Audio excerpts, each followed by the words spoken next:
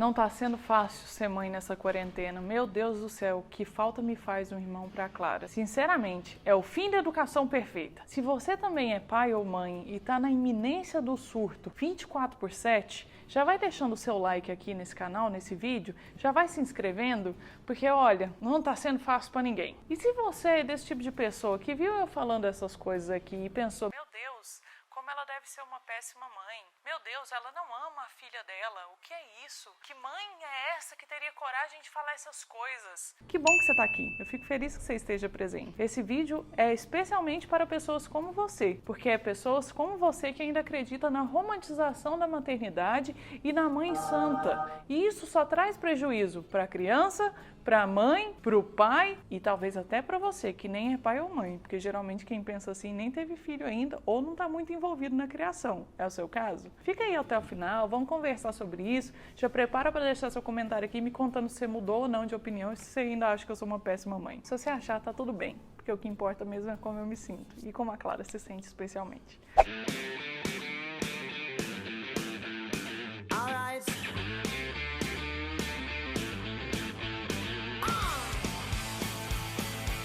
Mas ó, seguinte, eu tava conversando com a Áureo durante essas semanas, né, esses meses, e na última semana a gente teve uma conversa sobre como tá sendo a paternidade e a maternidade agora que ela é em tempo integral, porque antes a Clara ia pra escola. E nessa última semana a gente teve uma conversa muito significativa que eu queria dividir aqui com vocês. Eu tava falando com ele sobre essa coisa de sempre que uma mãe, especialmente mãe, vai reclamar sobre a quarentena e os cuidados com o filho e essa coisa de estar fazendo 5 ou 6 funções ao mesmo tempo, trabalhando, cuidando da casa e cuidando do filho e tudo ao mesmo tempo dentro de casa, não está sendo fácil e tudo mais. Sempre que ela vai reclamar sobre isso, o relato começa com alguma coisa tipo assim, é sensacional entender que agora nós temos esse momento entre nós, que não aconteceria se nós não estivéssemos em quarentena. Em outra situação, eu não poderia ver o seu desenvolvimento, eu não estaria vendo você aprendendo novas palavras, ou você fazendo frases, ou eu não estaria presente para te responder certas perguntas que você me faz agora. E aí, logo depois disso, né, sempre vem um mas ou um porém, tá sendo muito esgotante, muito cansativo, eu me sinto perdido, eu não consigo ter foco, eu não sei o que tá acontecendo, eu não consigo fazer nada direito, tá tudo meio bagunçado e eu me sinto culpado o tempo todo. Você viu um relato assim? Ou você foi a pessoa que fez esse tipo de relato? Deixa aqui nos comentários, me conta como que você fez esse relato.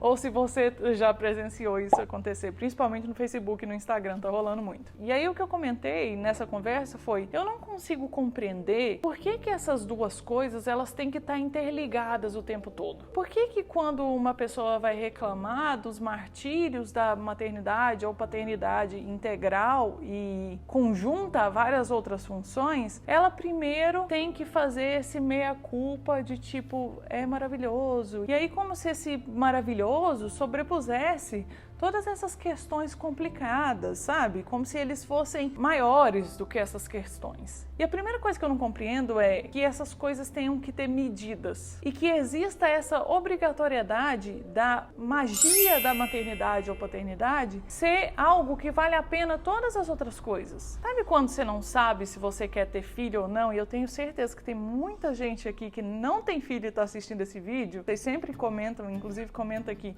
Tem gente que está se decidindo se quer ou se não quer e fica assistindo essa sessão, especialmente porque eu falo a real. Vocês que falam que eu falo a real. Tem muita coisa que eu não falo ainda. E aí você pergunta pra pessoa, tá, mas me conta como é que foi sua experiência. E aí a pessoa fala assim, é muito difícil. Nossa, os primeiros meses são penosos. Meu Deus, amamentar foi péssimo. Meu peito sangrou, e abriu, e pedrou, e eu tinha que fazer isso e aquilo, e o meu corte infeccionou e foi foda. E logo depois disso a criança chorava a noite inteira e eu não dormi pelo resto da minha vida. E meu filho já tem 18 anos e eu continuo não dormindo, porque agora ele vai pra balada. E aí logo depois ela fala assim, mas é lindo, é algo que você não vai vivenciar em nenhum outro lugar, com nenhuma outra experiência. É uma coisa que você tem que passar na vida. É a piscina de água gelada. A pessoa entra e pra ela tá bom e ela fica te chamando pra você entrar. Eu acho que o motivo pelo qual as pessoas fazem isso é exatamente por esse medo que eu comecei esse vídeo falando, de que as outras pessoas enxerguem ela enquanto uma péssima mãe, um péssimo pai, alguém que se arrependeu da maternidade e da paternidade. Mas eu acho que vocês, pessoas inteligentes que seguem o Acidez Feminina, porque só tem gente inteligente aqui, conseguem perceber só pelo meu discurso aqui que uma coisa não tem nada a ver com a outra. Inclusive, é exatamente o contrário. Se está sendo penoso para você, se está sendo complicado, se está sendo difícil, se você não consegue manter sua sanidade mental em vários momentos, é exatamente porque você está se mantendo enquanto indivíduo e porque você está se esforçando o máximo que você pode para fazer com que essa criança, esse ser humaninho, esse seu filho que está ali, esteja sendo bem educado e bem criado. Se você não estivesse fazendo esforço, não estaria sendo penoso. Então por que a gente entra nessa de é isso, mas... Mano, pra mim essas coisas estão tão separadas, e aí eu vou fazer uma analogia, que é a analogia das caixinhas. Sabe quando as pessoas falam assim, a cabeça de homem funciona com algumas caixas, ele abre essa e fala dessa, e aí depois ele abre essa, por isso que ele não consegue fazer 2 ou 3 coisas ao mesmo tempo? Eu discordo disso totalmente, vocês estão ligados? O que eu quero dizer é que dentro da minha cabeça, esses 2 assuntos, tipo as maravilhas da maternidade, você se reconhecer, se identificar e aprender muito, porque isso é uma realidade, criando e educando o seu filho, estão numa caixa. E todas as dificuldades e todos os aprendizados e todos os encaixes que você tem que fazer enquanto uma pessoa para conseguir estar presente nesses 2 lugares, e aí 2 lugares que eu digo é a maternidade e você enquanto indivíduo, tá numa outra caixa. Essas coisas não precisam se misturar. E não necessariamente você precisaria ou teria, na minha concepção, que ficar elencando essas mágicas aqui enquanto uma coisa muito mais legal ou mais positiva ou num nível muito acima do que as penalidades que você está vivendo. E aí, voltando ao assunto da quarentena, estar sendo pesado e tudo mais, eu tenho certeza que mesmo você que não tem filho, deve estar sentindo uma angústia muito grande, principalmente agora que os comércios estão abrindo e a gente está saindo para a rua e ainda assim os números de mortes e casos não abaixam e ainda assim as pessoas estão cansadas de ficar em casa e estão se sentindo muito trouxa, porque eu estou me sentindo muito trouxa. A gente ficou 3 meses com a Clara sem sair de casa, o máximo que ela saía era no carro, quando eu precisava ir no correio deixar embalagens da loja, por exemplo. Inclusive, já viu lá que os livros Manual da Mulher Bem Resolvida e Doces de Azar estão à disposição e vão com dedicatória bonitinha, eu que faço o pacote, vou levar todas as coisas, vai lá na loja ver, tá aqui no primeiro comentário desse vídeo o link. Então, quando eu precisava ir nos correios, eu colocava ela no carro às vezes e a gente ia. Só que o que acontece é que a Clara entrou no carro, ela dormiu. Então, ela não via as coisas na vida dela em volta. Voltava para casa, eu tirava ela do carro. E aí ela ficou esses mais de 3 meses sem pôr o pé para fora de casa. E o dia que eu resolvi dar uma volta com ela no quarteirão a primeira vez, cara, parecia um bichinho do mato. Passou um ônibus e ela parou e fez assim, tô com medo. Ela esqueceu que era um ônibus, que era o barulho do ônibus só. E agora ela vê outras pessoas quando a gente sai, porque aí a gente fez com que essa coisa de dar uma volta no quarteirão virasse uma coisa recorrente, rotineira, para ela ir vivendo, vendo as pessoas, vendo as coisas e socializando à distância, né? Porque só ver os carros passando na rua. E agora, quando ela vê alguma pessoa chegando mais próximo, o que ela faz é falar não. E tô com medo às vezes também. E isso me deixou mais angustiada ainda enquanto mãe responsável por essa criança, porque junto disso vieram várias outras coisas. Por exemplo, eu sempre trabalhei de home office. Só que o que aconteceu foi que nesse ano eu tinha vários projetos para colocar e estão aparecendo várias oportunidades legais para que eu trabalhe nelas. Então o meu fluxo de trabalho aumentou.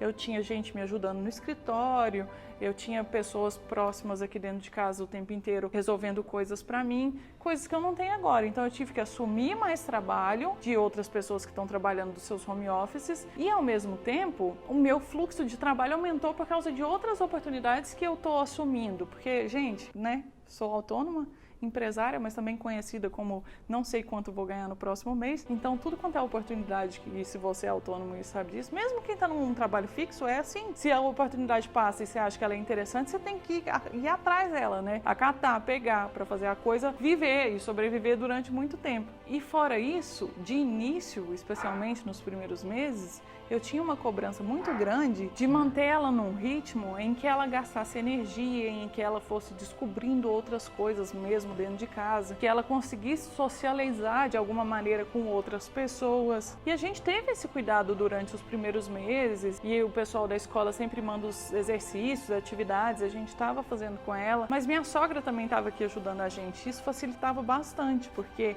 a gente dividia o dia de jeito que todo mundo conseguisse trabalhar, porque o Áureo também trabalha de casa, e que a gente conseguisse manter essas atividades dela. Só que à medida que o tempo foi passando e minha sogra acabou indo embora, isso ficou muito, mas muito mais difícil, muito mais complicado. E lembra aquela história de não gostaria que a Clara ficasse no celular, no tablet e na televisão?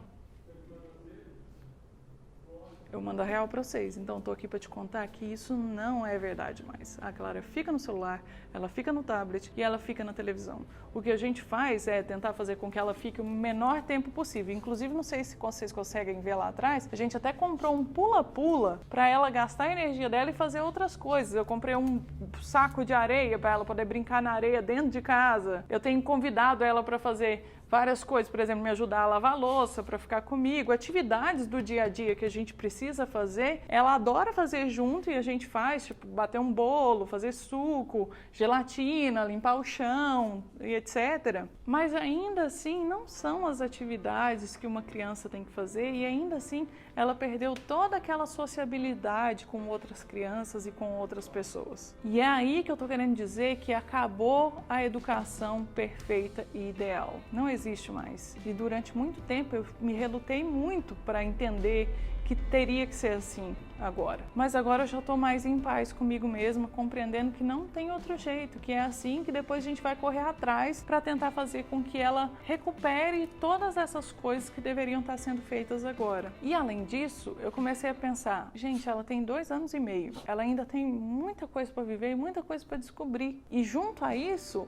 a gente começou a pensar no que era mais viável para que o ambiente familiar ficasse saudável, para que eu, o Áureo e ela não ficássemos estressados. E aí nós chegamos a essa educação não ideal de agora, que é mantemos uma rotina em que pela manhã eu fico com ela para o Áureo poder trabalhar, à tarde ele fica com ela para que eu possa trabalhar e à noite ficamos juntos quando dá. Quando eu tenho compromisso, o Áureo fica com ela e vice-versa. O que o Áureo está chamando de educação emergencial. Porque, gente, é esse esquema. Quando eu tô com ela de manhã, eu tô resolvendo treta da casa ao mesmo tempo, ou treta do trabalho ao mesmo tempo. Dando atenção para ela, mas não só para ela em alguns momentos. E ela tá nessa fase, e eu não sei se eu já falei isso aqui antes, porém, se eu já falei, fazer o quê? Parece que à medida que eles vão crescendo vai ficando mais legal, e é isso mesmo, em que na minha opinião é a melhor fase dela até esse momento, porque é muito divertido ver ela descobrindo as coisas e conversando e mostrando a personalidade. É sensacional, é maravilhoso. Mas estando nos 2 anos e meio, ela também está numa fase em que ela se entedia muito fácil, em que ela não tem nenhum foco e em que ela fala não pra gente, não adianta, é aquilo ali que ela decidiu e pronto. O que dificulta também que a gente esteja focado nela o tempo inteiro. A gente comprou o pula-pula na intenção de fazer com que ela gastasse energia, fizesse algo legal que a gente sabia que ela gostava e ao mesmo tempo a gente pudesse resolver coisas da casa enquanto ela estava se divertindo, porque daqui a gente consegue ver o que está acontecendo. E aí eu vou te contar esse tiro pela culatra. O pula-pula chegou, ela pulou, amou, foi sensacional. E aí a gente falou, então tá bom, fica aí pulando enquanto a gente vai fazer alguma coisa aqui. E ela falou, não, fica aqui me vendo pular. E agora ela só pula se a gente estiver lá parado assistindo ela pular. E aí a gente faz o quê? Fica. Porque, né?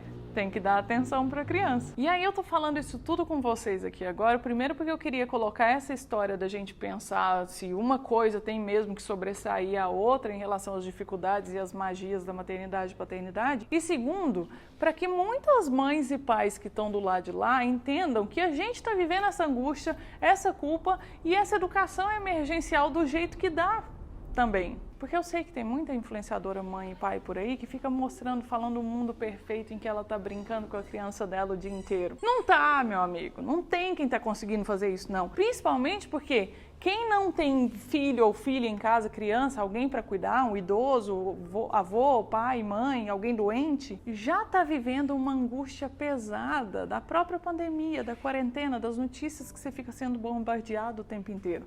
Agora você imagina a gente que tem. Então é isso.